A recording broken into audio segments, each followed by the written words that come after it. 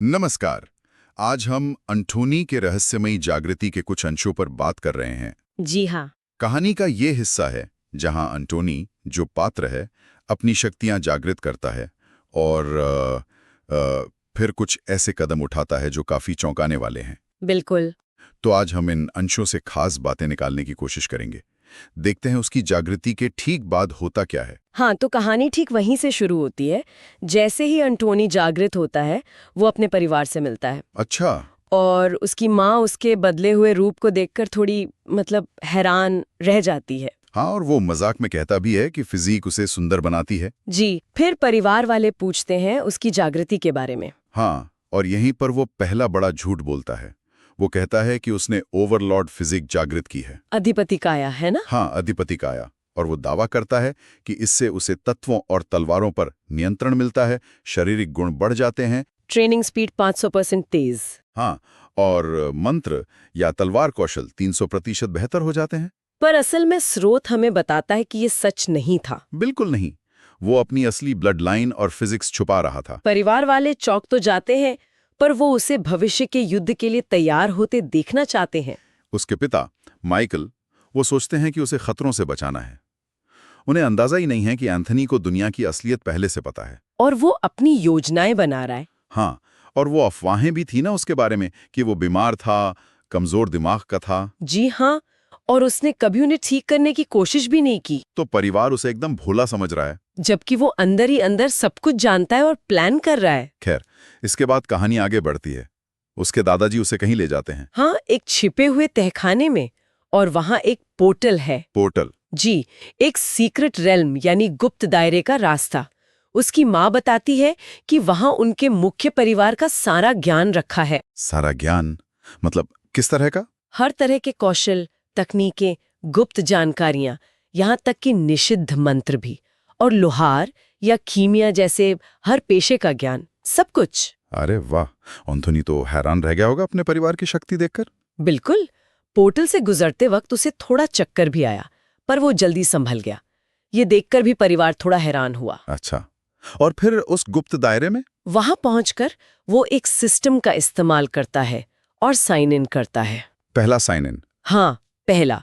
तो उसे 2 इनाम मिलते हैं। पहला है डिवाइन रेल्म, यानी दिव्य दायरा। हाँ, जिसे डैश ने बनाया है। इसमें सबसे शुद्ध प्राइमोर्डियल माना है। और समय भी धीमा चलता है ना? 1.100 तक। जी, ट्रेनिंग के लिए एकदम सही। और इसमें केवल पूर्ण वफादार लोग ही जा सकते हैं। उम्र भी सिर्फ बाहरी दुनिया के हिसाब से बढ़ती है। कमाल है।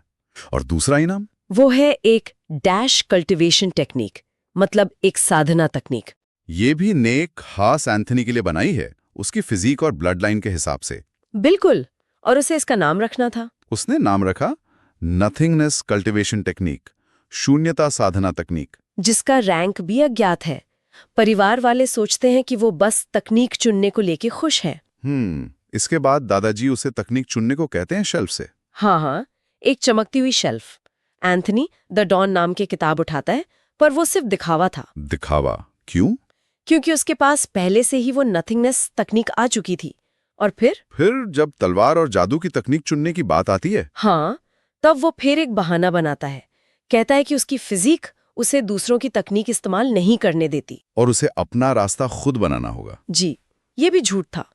वो नहीं चाहता था कि परिवार उसे सिखाने में वक्त बर्बाद करे। क्योंकि उसके पास पहले से ही बेहतर ज्ञान था, अपनी ब्लड लाइन और फिजिक्स से मिला हुआ। बिल्कुल। और परिवार वाले मान भी जाते हैं, सोचते हैं कि उसकी फिजिक की कोई खासियत होगी। चालाक है वो। फिर वो एकांतवास में जाने का फैसला करता है। हाँ, सिक्लूजन में। कहता है 1 साल के लिए जा रहा है, लेकिन खाना 5 साल का तैयार करवाता है। ये कहकर कि उसकी भूख बढ़ गई है। हाँ। इसी बीच उसे वो नथिंगनेस कल्टीवेशन टेक्निक का पूरा ज्ञान सीधे दिमाग में मिल जाता है, जिसे समझने में उसे 9 घंटे लगते हैं। जी। उसके पिता उसे एक स्टोरेज रिंग और कुछ पोशंस भी देते हैं। और फिर एकांतवास के कमरे में जाने से ठीक पहले वो फिर से साइन इन करता है। और इस बार भी 2 इनाम। हाँ, एक तो डॉपलगैंगर क्षमता, जिससे वो अपना हूबहू क्लोन बना सकता है। एकदम सही। और दूसरी भ्रम से सच्ची प्रतिरक्षा। और वो डॉपलगैंगर क्षमता का इस्तेमाल फौरन कर लेता है ना? बिल्कुल, फौरन एकांतवास कक्ष में अपनी जगह एक क्लोन बना देता है, जिसके पास उसकी सारी क्षमताएं और उसकी चेतना का एक हिस्सा भी होता है। तो क्लोन कमरे में ध्यान करने का नाटक करता है। और असली अंथोनी सिस्टम को कुछ बताता है और गायब हो जाता है। शायद उस डिवाइन रियल में चला गया होगा। बहुत संभव है। तो इन अंशों में हमने देखा कि कैसे अंथोनी जागृति के तुरंत बाद ही झूठ और धोखे का सहारा लेता है। हाँ, अपनी असली ताकत छुपाता है, गुप्त दायरे का पता लगाता है, सिस्टम से खास इनाम पाता है और एकांतवास के लिए भी क्लोन का इस्तेमाल करता है। ये साफ दिखाता है कि वो बाहर से कुछ और है और अंदर से उसकी योजनाएं बिल्कुल अलग है। और उसका परिवार, वो उसकी असलियत से पूरी तरह अनजान है। बिल्कुल। ये अंश अंथोनी के शुरुआती कदम और उसकी गोपनीयता को अच्छे से दिखाते हैं। जी हाँ, और यहीं पर कहानी का ये हिस्सा खत्म होता है, जहां अंथोनी अपने परिवार को धोखे में रखकर अपनी यात्रा के अगले पड़ाव की तैयारी कर चुका है।